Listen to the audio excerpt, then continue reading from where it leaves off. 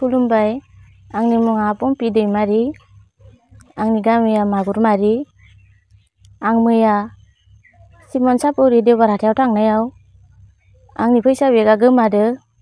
सोरबाफोर लांफ्लांबायदोबा आंनि डकुमेन्टफोरखौ हरबानो जागोन। आंनि फैसा बेगाव आंनि भटार कार्ड आरो जोंहा मालिकनि voter card, Aadhaar card, PAN card गासिबो दंमोन। फैसाबो दंमोन आरो पासबुकबो दंमोन। फैसाखौ मोनाबाबो आंनि डकुमेन्टफोरखौ हरफिनबानो जागोन।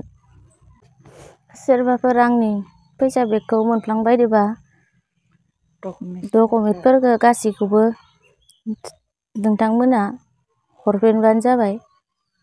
आरो बेफोरबायदि पासबुक, भटार कार्ड, आधार कार्डफोरखौ दरननो थाखाय टाइम नांगौ, गोबां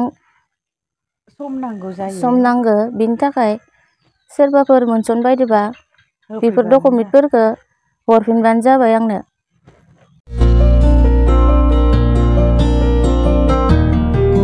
उदालगुरि नोगोरनि शंकरदेव मिशन हाई स्कुलनि साखाथियाव थानाय रेगे-रेगां दख'ना गलायाव लफाय, FNF, महर ब्रेन्ड, बिबार ब्रेन्ड, आर'नाइ ब्रेन्ड, जुरि पाट, माथानि बायदि बायदि रोखोमनि दख'ना, आर'नाइ ब्लाउस, फालि आरो बर'नि साबसिन हामसिन आगरनि जिफोरखौ हलसेल आरो रिटेल मोन्नैबो बेसेनाव बायनो हागोन।